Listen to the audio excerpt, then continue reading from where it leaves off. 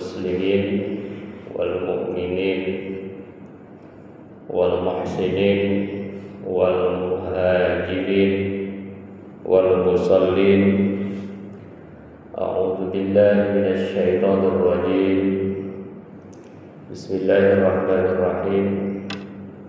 Innal ladzina tawaffahumul malaikatu zalimi anfusahum qalu fima kuntum qalu kunna mustad'afina fil ardh qalu alam takun ardullahi wasi'ah fatuhajiru fiha wa ma'wahu jahannam wa bi'sal masir.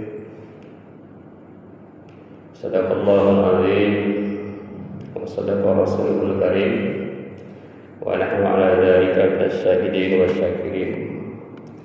Puji syukur kita panjatkan hanya kepada Zat yang Maha Ghafur yang telah memberikan nikmat kepada kita semua, terutama nikmat iman dan nikmat Islam, nikmat yang tidak bisa diukur dengan apapun, dengan jabatan, dengan uang, dengan apapun di dunia ini. Nikmat yang paling besar adalah nikmat iman dan Islam. Salawat dan salam mudah-mudahan tercurah kepada Nabi yang paling mulia, yang paling sukses selama hidupnya, yakni Nabi Muhammad sallallahu alaihi wasallam. Pada kesempatan ini saya ingin mencoba sharing tentang hijrah modern, memaknai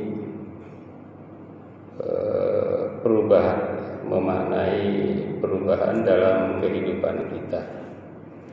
Hijrah modern memaknai,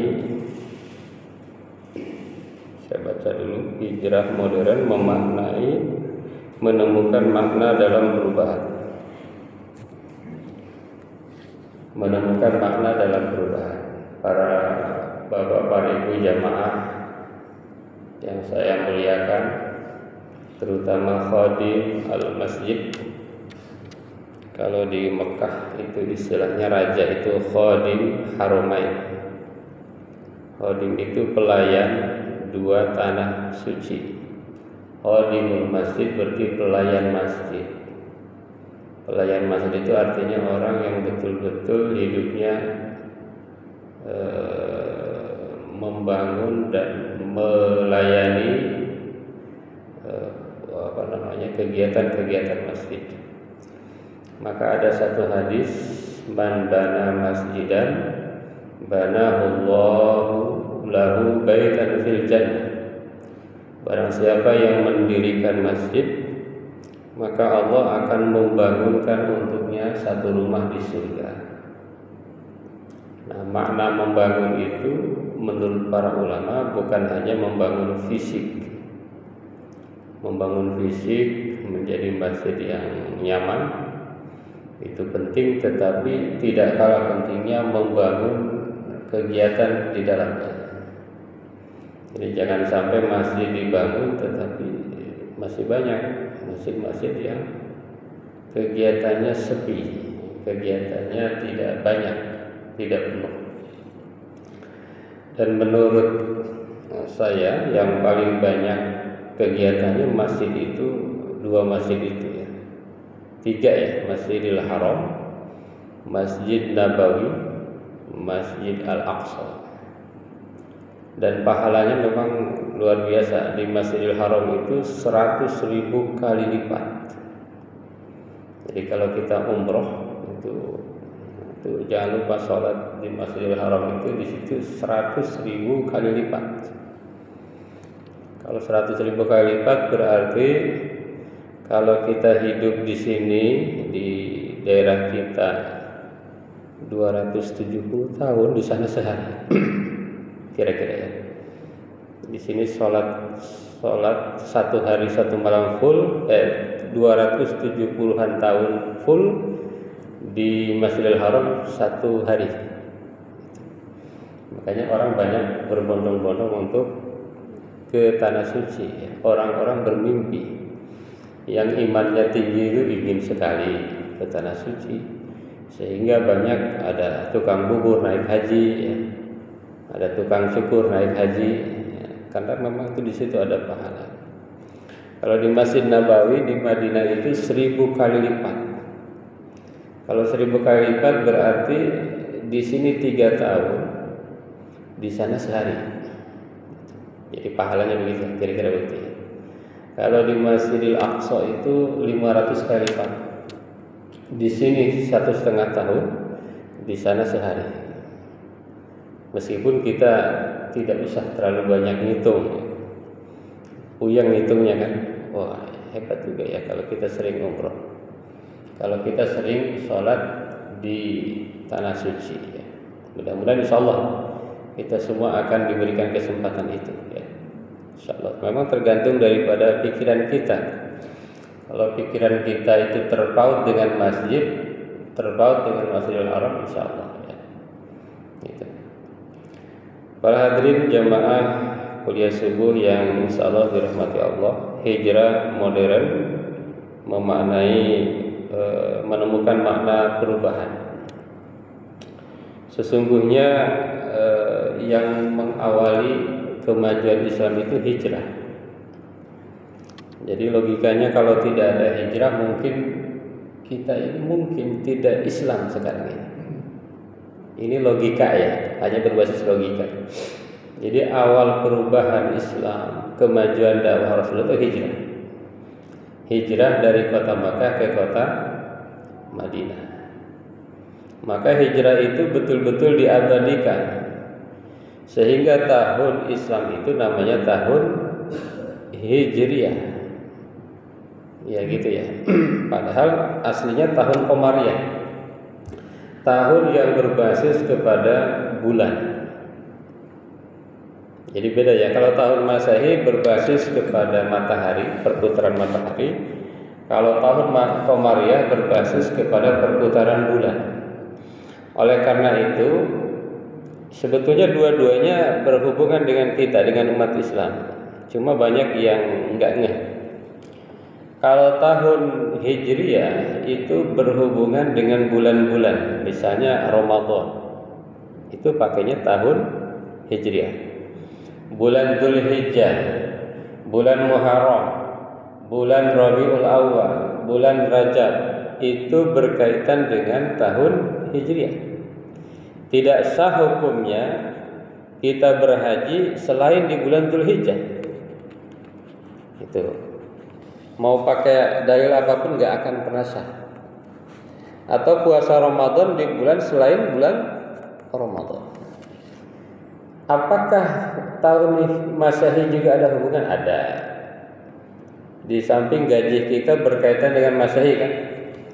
Jadi kalau gaji pegawai negeri tanggal 1, ya jangan tanggal 1 Hijriah, tanggal 1 bulan Masehi.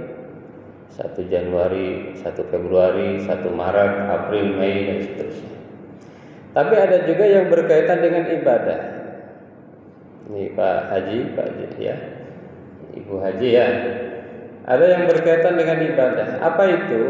Waktu sholat kita ini berkaitan sekali dengan Masehi.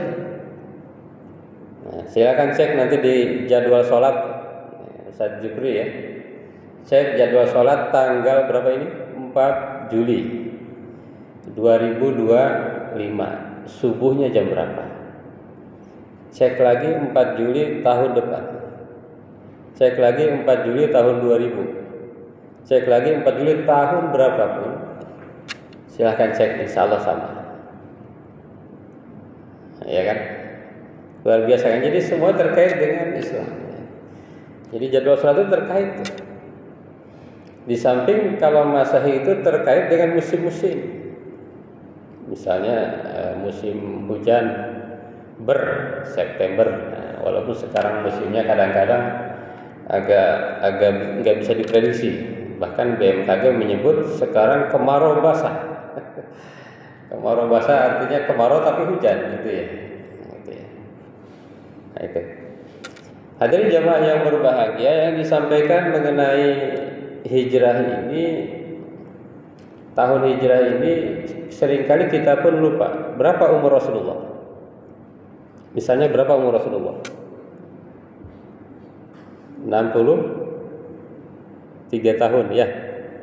Rasulullah usianya 63. Betul kan? Tapi 63-nya hijriah apa masehi? Nah, ini banyak yang nggak ngerti. Rasulullah itu tahun 63 tahun hijriah. Di mana tahun hijriah itu beda sekitar 11 hari dari tahun masehi. Lebih pendek dia. Kira-kira begini, kalau selama 33 tahun itu beda setahun. Kalau kita usia 33 tahun secara masehi, sebetulnya kita itu 34. Gitu. Kalau Rasulullah itu usianya 63 secara hijriah, secara masehi mungkin Rasulullah hanya 60 tahun. Hanya 60 tahun, sangat pendek. Sangat pendek Rasulullah. Itulah saya kira itu ada rencana Allah kenapa usia Rasulullah itu tidak panjang. Hadirin jamaah yang berbahagia, maka gampang kalau kita mau melihat kapan Ramadan itu dihitung mundur aja 11 hari kurang lebih.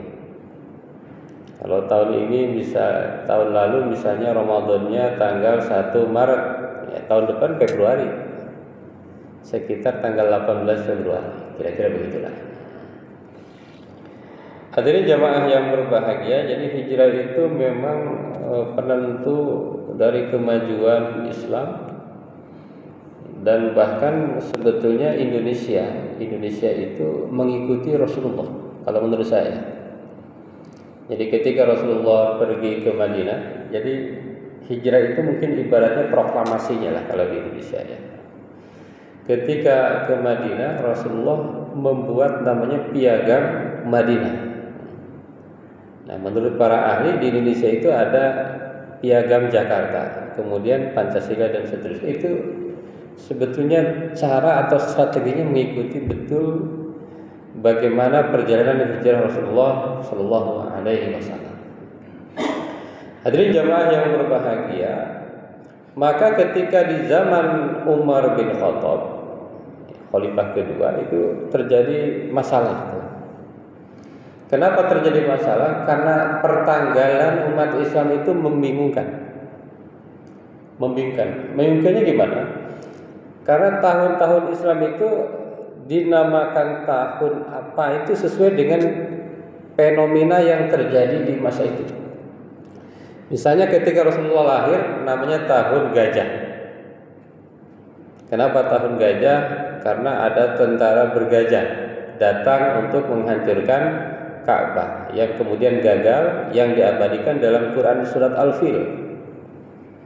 Tahun gajah. Jadi ketika di zaman Umar bin Khattab ini ada masalah. Ada surat dari gubernur, ada surat dari mana. Ini tahunnya gak jelas. Misalnya tahun gajah, tanggal 1 Muharram tahun gajah. Ini tahun gajah itu tahun kapan gitu kan? Tahun kapan? Berapa tahun yang lalu? Maka Umar bin Khattab mengumpulkan para sahabat, termasuk di dalamnya Ali bin Abi Thalib. Kata Umar bin Khattab, ini kita punya masalah di mana tahun Islam ini nggak jelas tahunnya tahun berapa. Nah, lalu timbullah sebuah diskusi yang sangat alot dan ada satu pendapat, kita harus membuat tahun sendiri. Jadi kalau tahun Komariah udah ada dari sebelum Rasulullah lahir udah ada. Kita bikin tahun sendiri. Kapan tahun 1? Kapan tahun 2 gitu ya. Lalu ada pendapat gimana? Kapan kita menentukan tahun 1? Apakah kita tahun 1-nya itu dimulai dari Rasul lahir? Ketika Rasul lahir itu tahun 1. Apakah dimulai Rasul diangkat menjadi Nabi usia 40 itu tahun 1? Apakah ketika Rasul Isra Mi'raj? Apakah ketika Rasul hijrah dari kota Mekah ke kota Madinah? Apakah ketika Rasul wafat?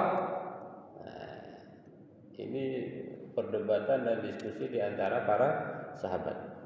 Lalu ada pendapat yang dianggap paling unggul, yakni pendapat Ali bin Abi Thalib, yang mengatakan bahwa Islam jangan dimulai dari tahun lahir Rasul, jangan dimulai dari tahun wafat Rasul, tapi mulailah dari tahun hijrahnya Rasul dari kota Mekah ke kota Madinah.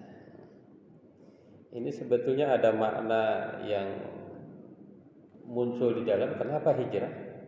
Kenapa bukan lahir Rasul? Kenapa bukan wafat Rasul? Kenapa bukan diangkatnya Rasul menjadi Nabi? Kenapa bukan Isra Mi'raj? Karena awal kemajuan Islam itu adalah adanya hijrah. Ini semangat hijrah ini, ya. Dan memang para bapak ibu jamaah yang berbahagia, satu-satunya agama di dunia, Pak Haji, ya, yang dibuat dari kata kerja, menurut para ahli itu hanya Islam. Kata kerja, ya, Islam itu kata kerja. Kalau kata santri namanya masdar. Aslama yuslimu Islam, verb. Jadi Islam itu kata kerja. Islam artinya adalah menyerahkan diri. Jadi bekerja menyerahkan diri hanya kepada Allah Subhanahu wa taala. Itulah Islam. Jadi kerja, apa maksudnya? Maksudnya adalah yang dinilai di dalam Islam itu Anda bukan Anda anak siapa, Anda lahirnya kapan, Anda dilahirkan dari keluarga apa, Anda wafatnya kapan, Anda diangkat jabatan tertentu kapan. Bukan, yang dinilai dalam Islam itu adalah amal, kerja. Amal itu kerja. Bagaimana Anda sholat, bagaimana Anda zakat, bagaimana Anda puasa, bagaimana Anda berhaji, itulah yang dinilai di dalam Islam. Jadi hijrah itu bergeraknya itu, pergerakan itu. Jadi kita ini semua sama, dalam sehari diberi waktu sama 24 jam. Tapi ada yang sholat ke masjid, ada yang masih tidur. Yang dihargai ini yang bekerja ini. Ya. Kita sama 24 jam. Ada yang punya harta, ada yang tidak punya harta. Yang punya harta ada yang mau berzakat, ada yang tidak mau berzakat. Nah, pilihan. Siapa yang dapat pahala? Yang mau berzakat. Sama-sama ketemu bulan Ramadan, sama-sama Muslim, ada yang berpuasa, ada yang tidak. Yang dinilai oleh Allah yang mana? Yang berpuasa. Amal, kerja. Hadirin jamaah yang berbahagia. Pertanyaan selanjutnya, awal tahun Islam itu kenapa bulan Muharram? Padahal Nabi Shallallahu Alaihi Wasallam itu hijrah bukan di bulan Muharram. Nabi Shallallahu Alaihi Wasallam hijrah itu bulan Safar. Safar itu setelah bulan Muharram. Nyampe di kota Madinah bulan Rabiul Awal. Sekarang disebutnya bulan Maulid. Tapi kenapa tahun Islam itu dimulai bulan Muharram? Nah, ini perdebatan lagi di antara para sahabat. Nah, ini kita tahun Islam itu mulainya bulan Safar atau bulan Rabiul Awal. Tuh, tahun bulan satunya. Kalau kita Januarinya. Lalu Imam Ali, sahabat Ali, itu orang paling cerdas di antara para sahabat, ya, memberikan usulan bahwa sebaiknya jangan di bulan Safar, jangan di bulan Rabiul Awal, tetapi di bulan Muharram. Kenapa bulan Muharram? Alasannya dua. Yang pertama, bulan Muharram adalah salah satu bulan yang dimuliakan dari 4 bulan. Itu. Jadi bulan Muharram itu salah satu bulan haram, bulan yang dimuliakan oleh Allah. Tidak boleh ada peperangan di dalam bulan itu. Yang kedua, betul bahwa hijrah itu berangkat bulan Safar dan sampai Madinah bulan Rabiul Awal, tetapi rencananya sudah dilakukan di bulan Muharram. Ini ada makna lagi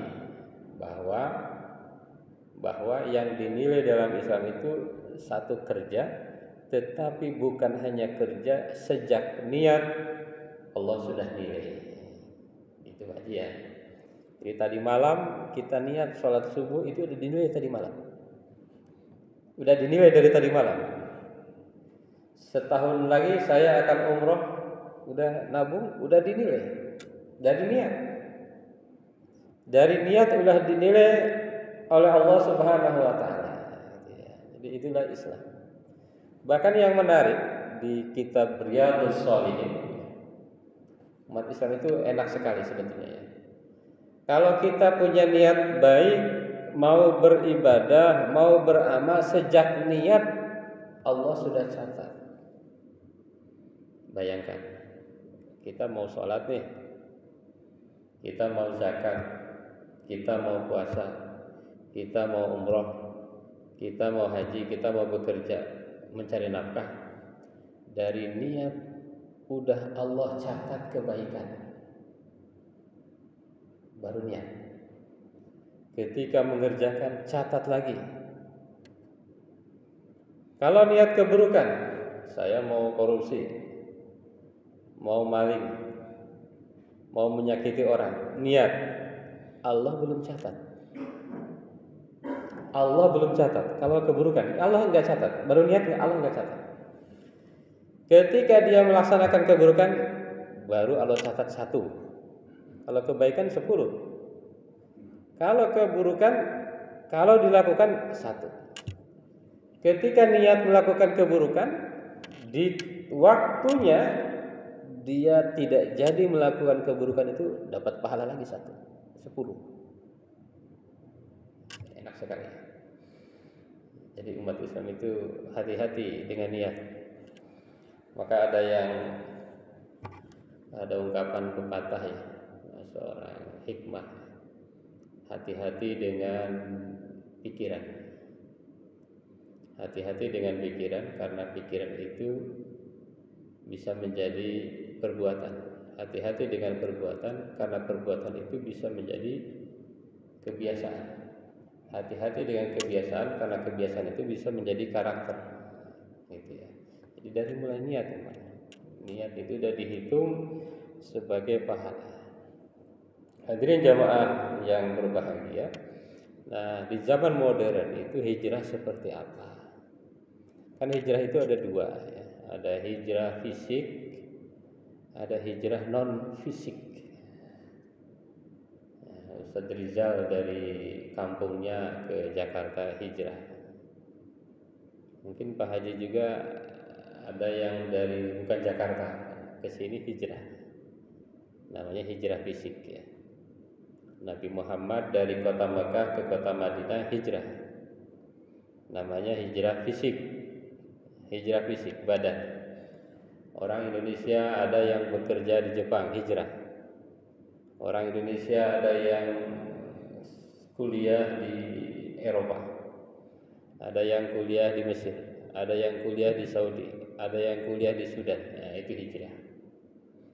Memang Allah janji, wa may yuhajir fi sabilillah yajid fil ardi muragaman katsiran wasa.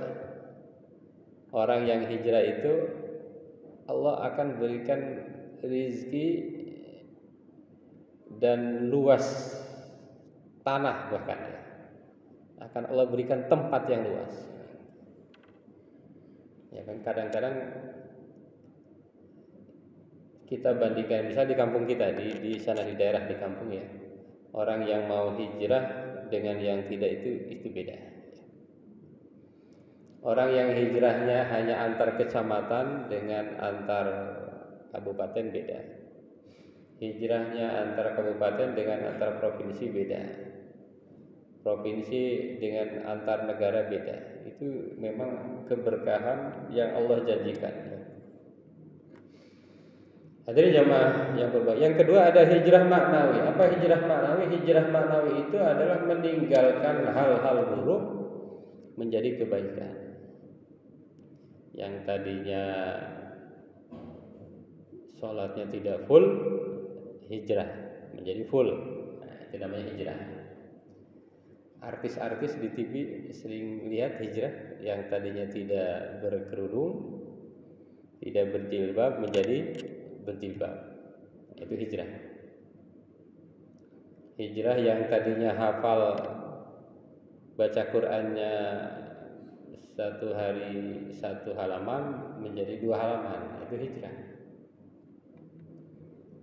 Itu yang tadinya baru hafal juz amma ditambah Al-Baqarah, hijrah. Jadi ada hijrah fisik, ada hijrah maknawi. Dalam bahasa Arabnya ada hijrah makani, ada hijrah maknawi. Maka dalam Islam itu ada 4 hal. Yang pertama adalah hijrah itu adalah perubahan menuju ketaatan. Jadi sebetulnya hijrah yang paling penting itu perubahan menuju ketaatan. Perubahan fisik tidak ada gunanya kalau tidak ada perubahan ketaatan. Kira-kira begitu. Pindah tempat itu enggak ada gunanya kalau tidak pindah karena ketaatan. Rasulullah pindah dari Mekah ke Madinah dalam rangka ketaatan. Dalam rangka melaksanakan perintah Allah. Jadi ketika kita hijrah fisik ataupun non fisik, jangan lupa esensi yang pertama adalah hijrah karena ketaatan. Maka wa may yuhajir fi sabilillah, barang siapa yang berhijrah di jalan Allah, gitu ya. Fil ardi muragaman katsira was'ah. Ya, jadi fil ardi muragaman katsira was'ah, maka dia akan mendapatkan tempat yang luas dan rezeki yang banyak. Dia bisa dapat tanah, bisa dapat rumah. Kalau betul-betul hijrahnya itu ya. Hijrahnya karena Allah. Yang kedua adalah kita ini harus bergerak. Karena kalau tidak bergerak tidak akan maju. Kita itu harus merubah diri kita. Kalau tidak berubah maka tidak akan maju. Innallaha la yughayyiru ma biqaumin hatta yughayyiru ma bi anfusihim. Allah tidak akan merubah satu kaum kecuali dia merubah dirinya. Ada satu penafsir yang keren menurut saya. Merubah sikapnya. Nah, itu. Anfus itu sikap. Kalau ingin merubah diri kita, yang pertama dirubah sikap kita. Kalau Timothy Ronald yang masih muda, uangnya udah triliunan tuh, meskipun nggak tahu kayaknya bukan muslim, dia bilang ya kalau mau merubah menjadi orang hebat, rubahlah mindset. Nah, gitu. Mindset. Kalau kita bukan hanya mindset dunawi tapi mindset ukhrawi, gitu ya. Yang ketiga adalah hijrah sekarang itu adalah meninggalkan hal-hal yang membuat lalai di dunia maya. Di dunia sekarang itu kita itu seringkali terbuat lalai dengan dunia maya ya. Lebih sering buka WA daripada buka Quran ya. Kalau Ustadz Rijal jarang buka WA nih. Seringnya buka Quran kayaknya nih. Ya, kalau orang yang di masjid itu berkah ya. Sering buka Quran, sering azan. Itu dulu ada kakek saya, kakaknya kakek ya. Itu nggak boleh ada orang yang azan di masjid selain dia. Karena begitu yakin bahwa orang yang azan itu pahalanya surga. Jadi kalau ada orang duluan azan, dia saya yang azan, ambil mic-nya. Ini orang yang tinggal di masjid berkah, yang punya masjid berkah ya, insyaallah. Dan yang terakhir yang ingin disampaikan pada kesempatan kali ini adalah bahwa hijrah itu butuh kesabaran dan keteguhan niat. Jadi memang orang yang hijrahnya sukses itu ya hanya sabar dan niatnya kuat. Karena ada juga orang hijrah hanya hijrah fisik. Dari kampung ke Jakarta, di Jakartanya tidak, niatnya goyah. Di Jakarta kesabarannya luntur sehingga tidak mendapatkan keberkahan dari hijrah itu.